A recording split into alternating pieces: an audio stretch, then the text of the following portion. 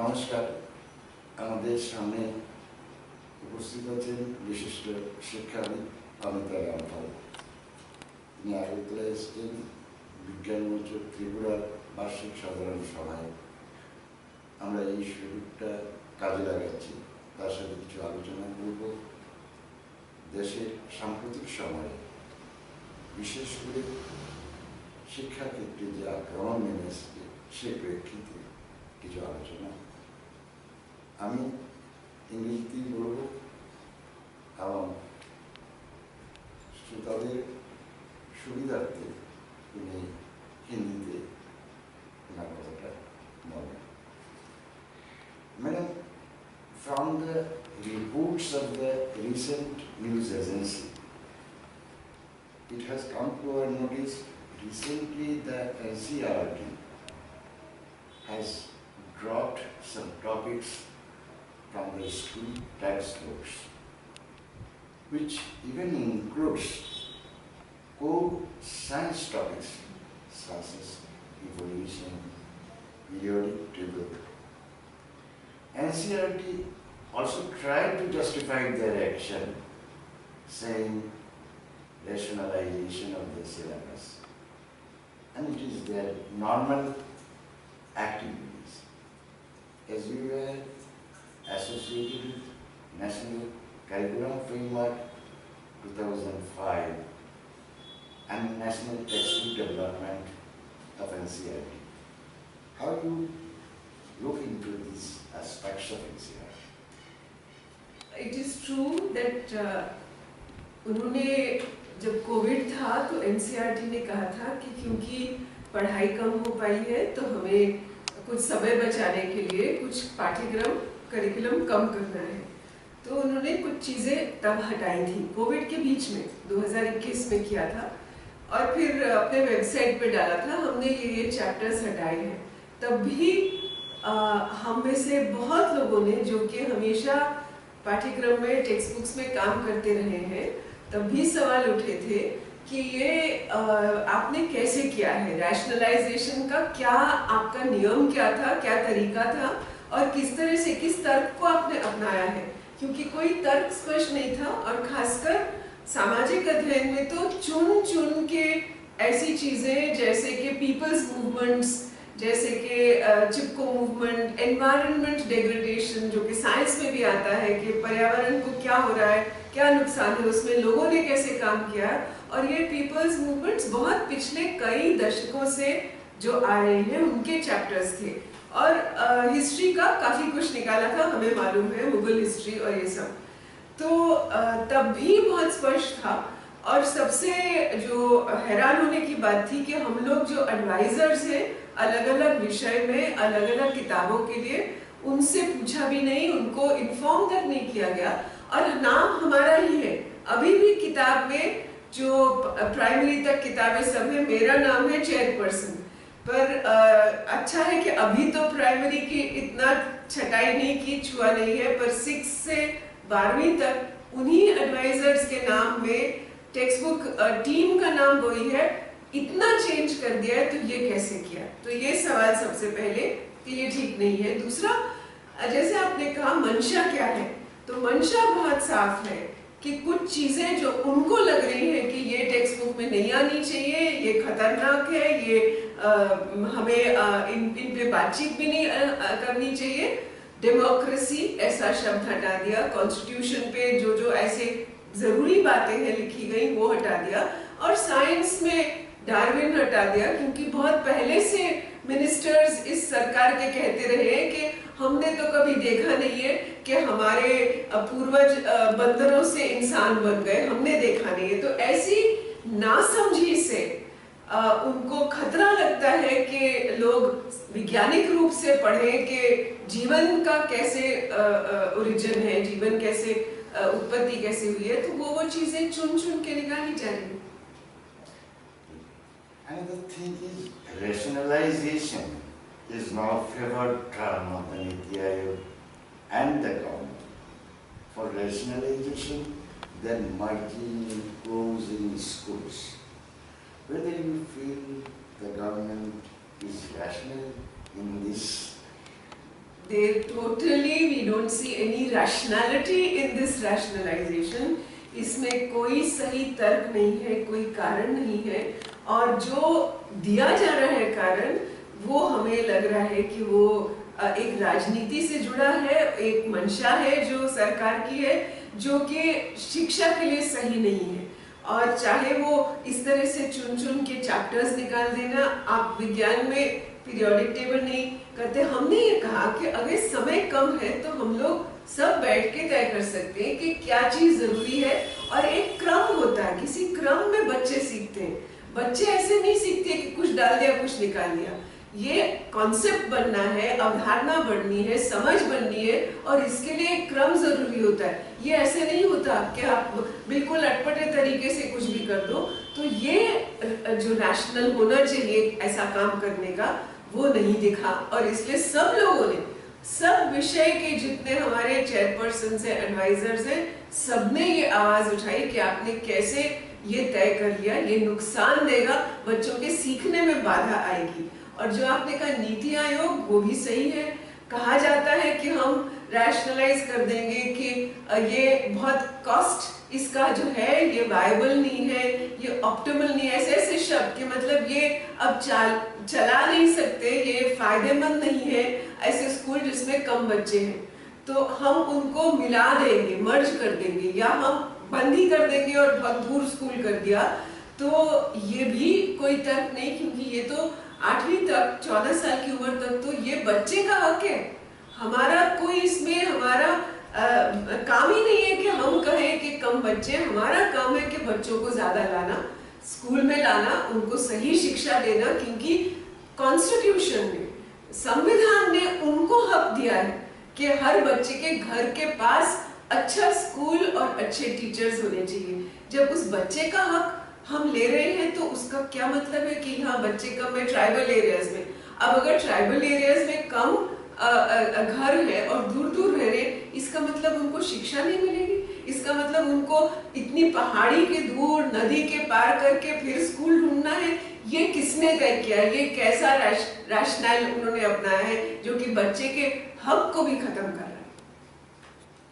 Madam, in our state, the present government has announced a policy to lease out certain infrastructure of the government schools for 90 years in first row to NGOs. Lease be again renewed, will be renewed. They have identified 16 NGOs for leasing out the schools. Whether such efforts in other states, and what is your response on this? ये अभी कुछ साल पहले centre की तरफ से भी आ रहा था कि कुछ स्पेशल स्कूल्स बनाएंगे, कुछ एकलव्य विद्यालय स्कीम, कुछ एकल विद्यालय, मतलब ये अलग अलग एनजीओज या कोई जो संस्थाएं हैं जो प्राइवेट स्कूल चलाते हैं उनको कहा कि आप ऐसे हम आपको स्कूल दे देंगे। ये भी, इसमें भी बहुत ज्यादा लोगों ने असहमति दिखाई है कि आप कैसे तय करते हो। काम हमारा है, हमारा मतलब सरकार का काम है, सरकार की जिम्मेदारी है। अब सरकार आउटसोर्स करके किसी को लीज दे देगी तो वो तो प्राइम लैंड है, प्राइम प्रॉपर्टी है, सरकार की प्रॉपर्टी है, और सरकार किसी और को दे देती है। क्यों? क्योंकि वो चलाएं, और वो कैसे चलाएंगे, वो फीस क्या रखेंगे, वो कितना उसमें मुनाफा, कितना प्रॉफिट कमाएंगे। हमारा लॉ कहता है हमारे देश का कि education is not for profit, उसमें प्रॉफिट नहीं कमा सकते, ये लॉ है। तो जो कमाते भी हैं प्राइवेट स्कूल्स, वो अपने अकाउंट्स नहीं दिखाते, वो सही अकाउंट्स नहीं सबमिट करते हैं, इसलिए वो उसमें प्रॉफिट बनाते हैं। नहीं तो जितना भी पैसा आप कमाओ आपको स्कूल में ही डालना पड़ेगा, आप उसको निकाल नहीं सकते। पर पब्लिक लैंड, गवर्नमेंट की स्कूल बने, गवर्नमेंट की बिल्डिंग्स, उनको एनजीओ को देने का क्या मतलब है? वो एनजीओ का बैकग्राउंड क्या है? वो सेक्युलर है क्या, जैसे कि हमारे कॉन्स्टिट्यूशन ने कहा है, या वो नॉन प्रॉफिट के लिए काम कर रहे हैं, वो बच्चों के हक को देख रहे हैं कि नहीं? तो ये सवाल तो बहुत बड़े सवाल है। जब तक ये सवाल नहीं उठाया जाएगा तब तक कैसे कोई सरकार इस तरह से एक तय कर सकती है? Madam, in our state, government is given, identified, selected good schools, government schools, given new name, Vidyajyoti schools. Prime Minister has inaugurated the same. Government has announced certain facilities, opportunities be given in the schools for students. It is not coming down, but they have introduced certain fees in the government schools. Changed the medium of instruction. This was the Bengali medium school. They have taken out from the state board and given to the CBSE. People are calling that discriminatory allegations. Yes. Not only that, breach of commitment in the free and compulsory education under RTI. Whether you feel these attempts will improve our education systems or will be detrimental? ये बहुत एक खतरनाक trend है जो और states में भी है।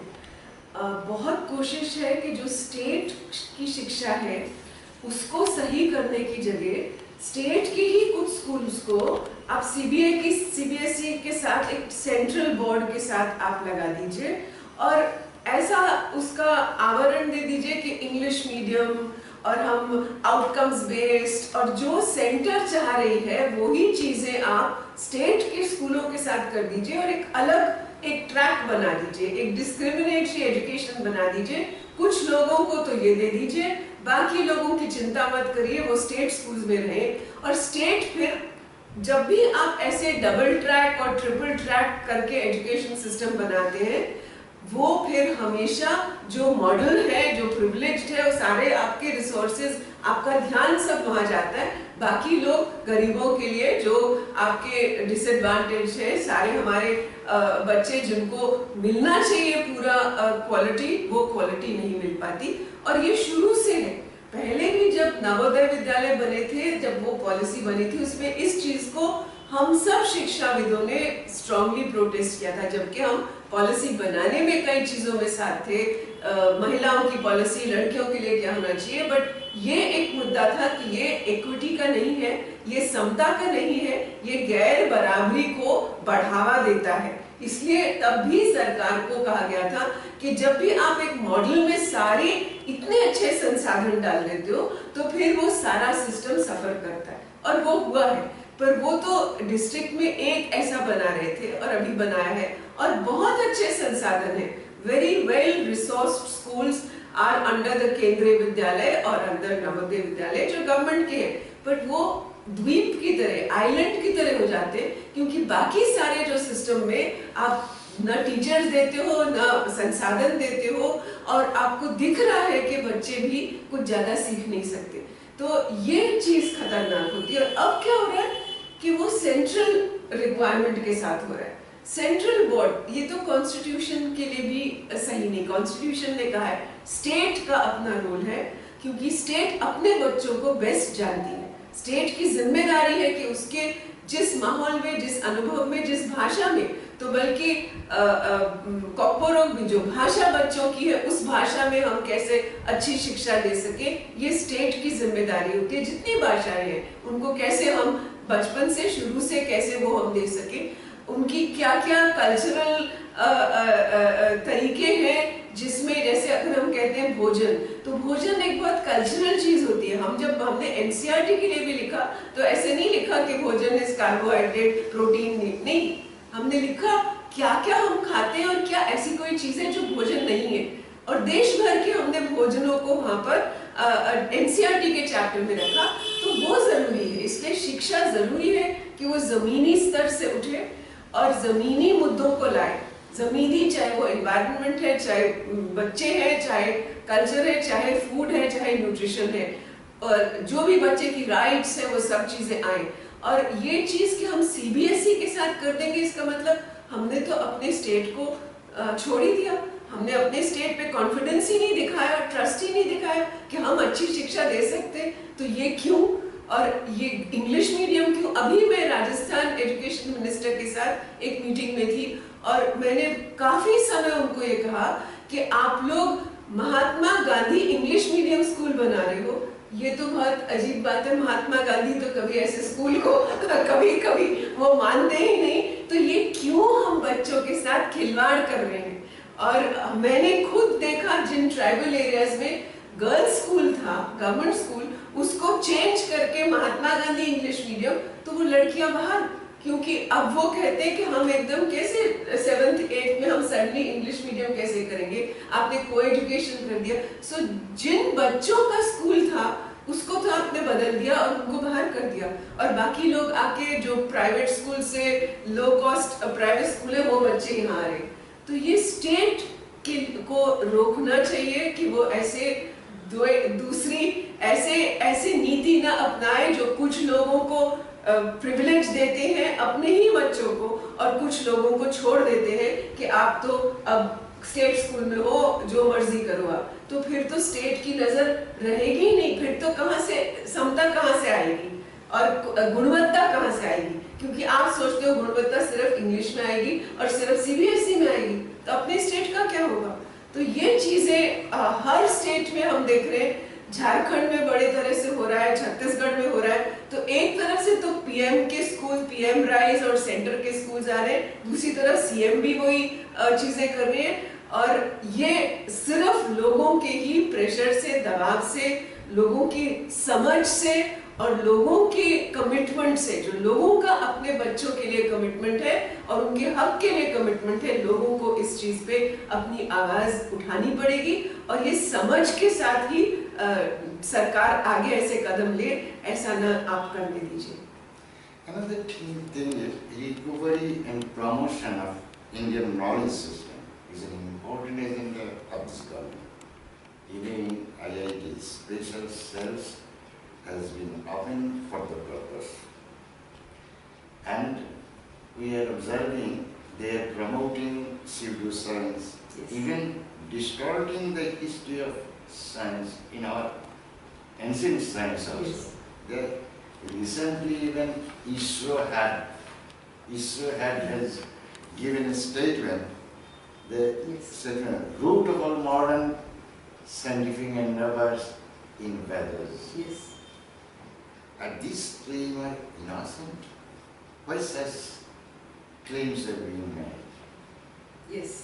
ये भी आपने बिल्कुल सही कहा है कि ये इंडियन नॉलेज सिस्टम्स का बहुत जो प्रचार हो रहा है और पुश हो रहा है, वो लाया जा रहा है कंपल्सरी। अब सीबीएसई, अब जो नेशनल करिकुलम फ्रेमवर्क है उसमें कंपल्सरी 9th और 10th में कंपल्सरी, और फिर 11th और 12th में भी एक एरिया हो जाएगा इंडियन नॉलेज सिस्टम्स।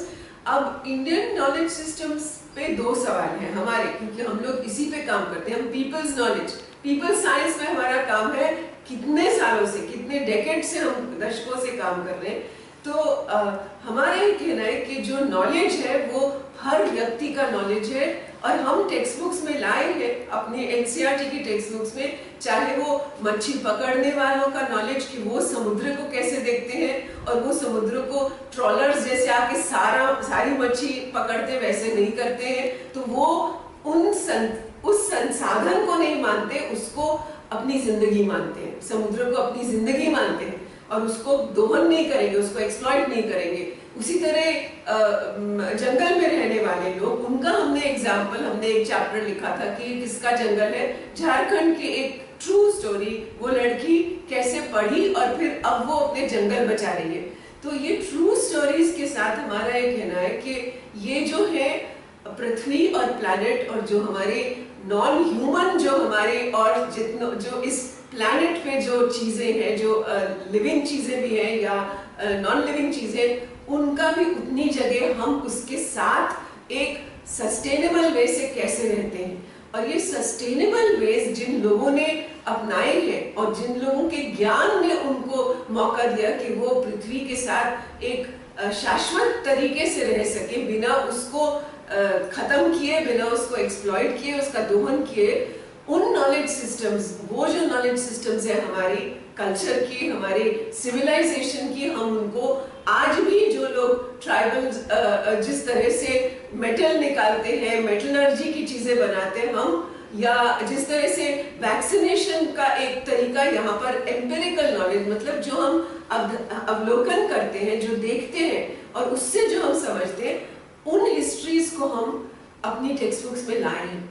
मगर हम इस तरह की हिस्ट्री को नहीं लाते जो कि एक सिर्फ एक बहुत हिंदू रिलीजन से जोड़ के उसमें भी चीजों को फॉल्सली गलत तरह से डाला गया है, जिसका प्रमाण नहीं है, उसको भी हम डाल रहे हैं। और दूसरे नॉलेजेस जो आम इंसान है उसके नॉलेजेस को बाहर निकाल के हम कहें कि ये इंडियन नॉलेज है। दूसरा, इंडियन शब्द से हमको थोड़ा चेतावनी हमारी है, सचेत रहना है, क्योंकि इंडिया ने बहुत कुछ दूसरी सिविलाइजेशंस और सभ्यताओं से लिया है। हम जो मिर्ची खाते हैं, हम जो चाय पीते हैं, जो आलू खाते हैं, वो सब और सभ्यताओं से आया है, उनका ज्ञान वहां से आया है, फिर हमने सीखा, अब वो हमारा रोज का खाना बन गया है। तो हमने जैसे औरों से सीखा है, लोगों ने हमसे सीखा है, चाहे वो गणित में सीखा है, चाहे वो एस्ट्रोनॉमी में सीखा है। एस्ट्रोनॉमी और एस्ट्रोलॉजी बहुत अलग है, गलती से एस्ट्रोलॉजी, क्योंकि ये सरकार एस्ट्रोलॉजी को बहुत ज्यादा जोर दे रही है। तो ये जो चीजें हैं, हमें इस पे बहुत अपना सचेत रहना है, क्योंकि हम ऐसे फॉल्स चीजें, ऐसी गलत चीजों को पाठ्यक्रम में नहीं लाने दें, क्योंकि हम तो विज्ञान को आगे बढ़ाते हैं और लोगों के ज्ञान को आगे बढ़ाते हैं, और उसमें हम परखते हैं क्या सही है क्या नहीं है। हो सकता है कुछ चीजें सिर्फ सुपरस्टिशन से हमने अपनाई है और कुछ चीजें हमने वाकई ही कुछ प्रमाण करके, कुछ देख के अपनाई है। तो इनमें भी फर्क करना विज्ञान का काम है और शिक्षा का काम है, और तभी हम उसको लाएंगे। पर ये ऐसे नहीं ला रहे हैं, हम देख रहे हैं। और IITs में किसी को बिठा देंगे जो संस्कृत पढ़ाते थे, उन्होंने कभी स्कूल शिक्षा में काम नहीं किया, कुछ नहीं जानते बच्चे कैसे सीखते, विषयों के बारे में नहीं जानते, पर उनको एक रिटायर होने के बाद बिठा दिया एक्सपर्ट। अब वो हमको बताएं कि हम गणित कैसे पढ़ाएं या विज्ञान कैसे पढ़ाएं, ये हमें मान्य नहीं है। Madam, certainly there are certain concerns. Description in National Education Policy 2020. But instead of reconsideration of this, you certain movement group, Right for Education, or People's Choice movement, you are advocating for rolling back the policies. What are the reasons? Yes, because the entire structure, जिस तरह से पूरा एक उसका ढांचा बदलने का, ये एकदम एक क्षण में उसका ढांचा हम बदल दें। अभी शुरू भी कर दिया उसका क्रियान्वयन कि आप पहले 5 साल, फिर 3 साल, फिर 3 साल। किसी सिस्टम में ढांचा ऐसे नहीं बदला जा सकता, उससे बहुत अस्त व्यस्त सब कुछ हो जाता है पूरा सिस्टम। टीचर्स तैयार नहीं होते। जैसे अब ये नेशनल करिकुलम फ्रेमवर्क आया, हम हैरान है। हम ये करिकुलम हम लोग 40 साल से बना रहे हैं, और अब जिस तरह से ये एकदम कह रहे हैं कि अभी बच्चे 5 कोर्सेज करते थे, 6 करते थे 10वीं के लिए, अब कह रहे 16 करो। अब एकदम आप इस तरह से कोर्स बदल दो, एग्जाम बदल दो, टीचर्स कहाँ से आएंगे? और दूसरा, ये पूरा मोटिवेटेड है, ऊपर से लग रहा है कि हाँ हम बहुत चॉइस देंगे, बहुत ये देंगे, पर इसके पीछे जो अभिप्रेरणा है, जो आइडियोलॉजी जिन चीजों को पुश कर रही है, वो दिक्कत वाली है। इसलिए इससे कोई कॉम्प्रोमाइज नहीं कर सकते हम कि हाँ हमने थोड़ा ये ले लिया, थोड़ा ये ले लिया। पूरा जो सिस्टम है, उसकी पूरी समझ जो है, ये कमर्शलाइजेशन की है। ये राइट टू एजुकेशन को खत्म करके अलाउ कर रहे हैं कि प्राइवेट लोग आए और उनको कह रहे हैं हम इनपुट्स पे जोर नहीं देंगे। कोई पॉलिसी दुनिया में ऐसी नहीं कहती कि हम इनपुट्स पे जोर नहीं देंगे, आप आइए स्कूल लगाइए और हम सिर्फ आउटकम्स देखेंगे कि टेस्ट में कैसा कर रहे हैं।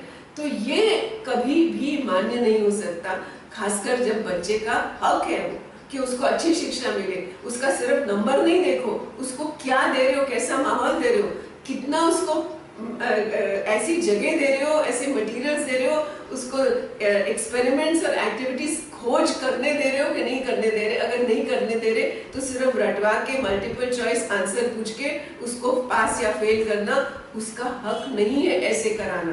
तो ये सारी चीजें बहुत बेसिक है और फाउंडेशनल लेवल पे भी बहुत बहुत ही प्रॉब्लमेटिक चीज की है कि आप सिर्फ फाउंडेशनल साक्षरता और न्यूमरेसी पे आप सिर्फ जोर देंगे।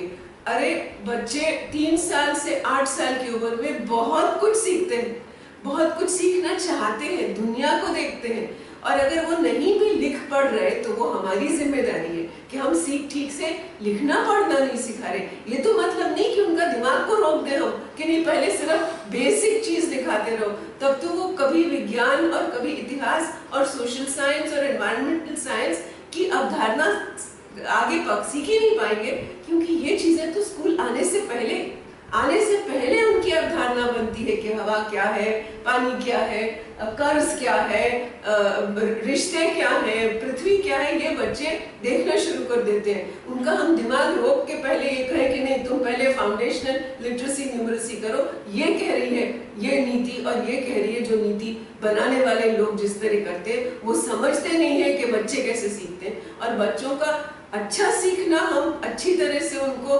प्रमोट करें और पूरी तरह से उनके आइडियाज को कैसे हम और पुख्ता करें, ये हमारा काम है। ये नहीं कि रोक दो 8 साल तक सिर्फ जैसे आंगनबाड़ी के टीचर्स हैं वैसे क्लास 1 और 2 को वहां जोड़ दो, 5 इयर्स में सिर्फ फाउंडेशनल लिटरेसी न्यूमरेसी। हम तो हैरान हो गए, इतना डाइल्यूशन और ऐसे डम्बिंग डाउन हम कहते हैं उसको, डाइल्यूट कर दो, क्योंकि ये सरकारी स्कूल में होगा, प्राइवेट में तो कोई रोकेगा नहीं कि आप क्या कर रहे हो। वो तो जो सिलेबस होता है उससे भी ज्यादा रटवाते हैं, चाहे वो भी समझ नहीं आता बच्चों को। तो इसलिए ये भी फिर एक दोहरी नीति बन जाएगी कि कुछ स्कूल्स जो मर्जी कर रहे हैं और कुछ स्कूल्स को कहो नहीं थम जाओ, अभी तुम सिर्फ लिखना पढ़ना सिखाओ, क्योंकि लिखना पढ़ना सिर्फ अक्षर पहचानने से नहीं होता। बच्चे मतलब समझते हैं, मतलब निकालते हैं और फिर पढ़ते हैं। वो सिर्फ अक्षर पढ़ के आगे पढ़ना लिखना सीखेंगे, जो ये पॉलिसी कह रही है वो भी गलत है। People sense movement in our countries trying their best for eradication of superstition, misbelief, blind faith, irrational thinking.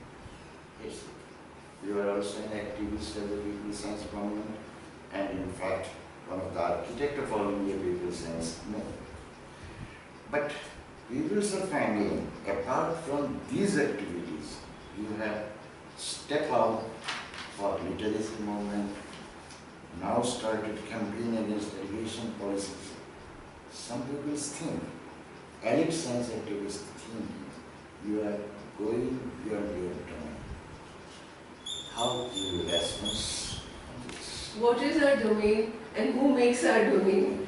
We who are working on the field, who are working for education, this is our domain. And in fact, हम लोग सब जब पहले जन विज्ञान के लिए काम करते थे, पीपल साइंस के लिए काम करते थे, तब भी एक हमारा समझ में बदलाव आया था, क्योंकि पहले शुरू में जो लोग काम करते थे वो कहते थे साइंटिस्ट आके लोगों को विज्ञान दे रहे हैं, साइंस फॉर द पीपल, और साइंस कम्युनिकेशन कर रहे हैं हम। तो वो एक अच्छा मकसद था कि हाँ हम उसका प्रचार भी करें और ऐसी भाषा में करें कि लोग समझ जाएं। पर धीरे धीरे ये बदला कि सिर्फ एक्सपर्ट आके दूसरों को विज्ञान की समझ या विज्ञान का विषय नहीं पढ़ा रहे हैं, लोगों से भी बहुत ज्ञान इसमें आता है जो हम सीखते हैं। और अगर हमें किसी जगह में वहाँ के एनवायरनमेंट, पर्यावरण को स्टडी करना है और ठीक करना है, कहीं वाटरशेड मैनेजमेंट करना है, कहीं साइंस एजुकेशन भी करना है, तो वो सिर्फ एक्सपर्ट्स जो है वही सबको अपना सीख देंगे, वो टॉप डाउन मॉडल होगा, ऐसा नहीं था। वो भी बदला और इसलिए ज़्यादा पार्टिसिपेटरी बना। और इसका एक जो बहुत ज़रूरी जो एक मोड़ आया था, जब पूरे नेशनल लिटरेसी मिशन के साथ, सरकार के साथ मिलकर हमने कहा था कि क्योंकि हम लोग वॉलंटरीली पूरा काम करते हैं, पार्टिसिपेटरी सहभागिता से करते हैं, कोई जाके अपना उपदेश नहीं देते हैं, लोगों के साथ मिलके हम करते हैं, तो फिर नेशनल लिटरेसी मिशन ने भी भारत ज्ञान विज्ञान समिति ऐसे करके संस्था को सपोर्ट किया था, ताकि जिले जिले में ये कार्यक्रम वहां का बने, ये ऊपर से आया हुआ नहीं बने। इट शुड बी पार्टिसिपेटरी और डिसेंट्रलाइज्ड। तो हमारे देश के एजुकेशन के इतिहास में वो पहला कार्यक्रम था जो जिले तक विकेंद्रित था। जिले ने तय करना कि क्या मटेरियल्स बनाए, किस तरह बनाए, जो लोग नहीं अभी तक पढ़ पाए हम उनको इलिटरेट ना बुलाए, हम कहे हाँ ये नॉन लिटरेसी है, हमें कैसे फैलाना है। और जितने लोग वहाँ पढ़ सकते हैं वो जुड़े, स्टूडेंट्स जुड़े उस तरह, उस भावना से कि हम अपने लिए कुछ कर रहे हैं, हम अपने गांव के लिए, अपने शहर के लिए कुछ कर रहे हैं। तो वो अपनीयता के साथ जब लोग जुड़े थे, वो एक बहुत दमदार कार्यक्रम बना था। पूरे 90 के दशक में और 2000 के शुरू में भी ये कार्यक्रम चला था, और उसी में फिर जन विज्ञान भी पनपा था। अब जो जन विज्ञान जिस तरह से फैल रहा है और जिस तरह से लोगों तक पहुंच रहा है, वो इसलिए क्योंकि लोग इसमें आए हैं। और ये शक्ल बदलती रहेगी, जहाँ हकों के लिए काम होगा, जहाँ बच्चों के लिए काम होगा, जहाँ इंफॉर्मेशन, राइट टू इंफॉर्मेशन, जो अरुणा रॉय वगैरह ने काम किया था कि मजदूरों को तनख्वाह मिलती है या नहीं, वो रिकॉर्ड भी होता है कि नहीं, आपको राशन मिलता है उसका रिकॉर्ड भी ठीक से होता है कि नहीं, उसमें भी हम लोग जुड़े थे। उसमें भी लिटरेसी के कार्यकर्ता जुड़े थे। पोलियो वैक्सीन का जब कार्यक्रम आया उसमें भी यही लोग जुड़े थे, क्योंकि अब कैंपेन कैसे करना है, कौन है वो लोग? यही लोग हैं जमीन के स्तर पे जो अपने समाज के लिए कुछ करना चाहते हैं, समाज की भलाई के लिए कुछ करना चाहते हैं। तो ये सब कैंपेन्स आखिर समाज के लिए ही हैं। तो इसलिए हमको अपना दायरा खोलना पड़ेगा। हम तो ठीक है यूनिवर्सिटीज में पढ़ाते हैं, पर हमें जब जमीन से जुड़ना है तो जमीन की मांग भी हमको पूरी करनी है। Madam, recently All India People Science Network and Bharat Gyan Vigyan Samiti in partnership with 14 organizations organized National Education SMP in New Delhi. You have given call for widespread movement against the national education policy and for an alternative pro-people education policy. What will you do? What are the explanation of this? ये जब इतनी assembly हुई है जिसमें इतने देश भर के कितनी संस्थाएं जुड़ी हैं, चाहे वो महिलाओं की संस्था है, चाहे वो दलित ग्रुप्स के साथ काम कर रहे हैं, शिक्षा में काम कर रहे हैं, कि शिक्षा कैसी हो, शिक्षा सभी के लिए हो, शिक्षा इक्विटी के लिए हो, समता के लिए हो। शिक्षा में जब तक बराबरी नहीं होगी, वो एक समाज कैसे बनाएगी, वो कैसे लोगों को तैयार करेगी समाज में बराबरी के लिए। तो शिक्षा पहला कदम है जिससे कि डेमोक्रेसी भी बनती है। अगर शिक्षा में ही हम अलग कर देंगे लोगों को और वो जानेंगे ही नहीं कि हमारे साथी दूसरे बच्चे कैसे हैं, क्या जिंदगी है उनकी, क्या, तो डेमोक्रेसी भी नहीं बन सकती। वो वोट का कुछ मतलब नहीं जबकि लोग एक दूसरे को न जाने, धर्म को न जाने कि हम अलग अलग धर्म के, पर हम कैसे एक दूसरे को समझते हैं कि नहीं। ये सिर्फ उपदेश से नहीं आता, ओ भाई भाई भाई बहन, ये धर्म वाले सब भाई भाई, ऐसे उपदेश करने से नहीं आता, ये जमीन पे आता है। और जमीन पे सबसे पहला कदम बच्चों का शिक्षा में होता है।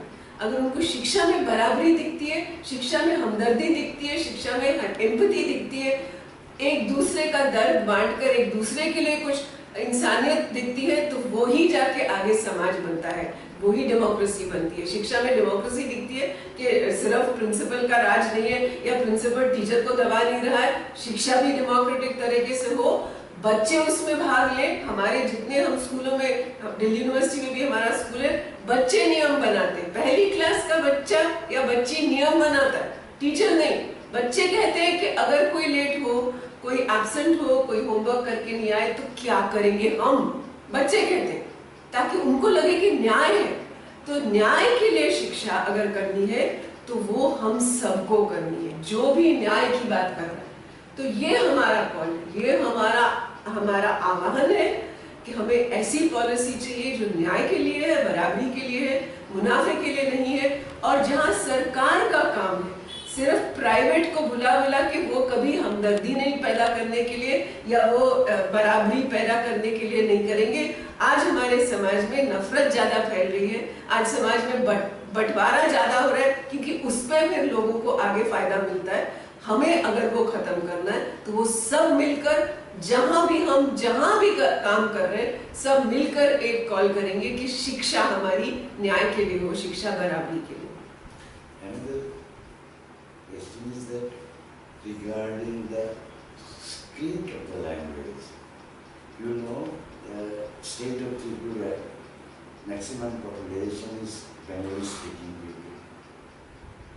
There are tribal peoples, 19 lakh dialects are there, and Kakbolak mainly the language. Once for Kakbolak, Bengali script was recommended like that, but there are some grievances. Later on, certain commission has worked on this, and people are now demanding Roman scripts for Kakbara. Recently, before this term, coming in power, the IPF government, before their election, political alliance, there was some negotiation, and finally Ministry of Home formed Modalities Committee for Tribal Development. They recommended the Nagari script for Kabul. Recently, Vice Chancellor of the Tripura University, he also advocated Devanagari for the Kakbara language script. You know, in northeastern Hinduism there are so many languages that have no scripts. But these recommendations, people are finding, they are trying to impose in the Devanagari. How do you put it? Yes.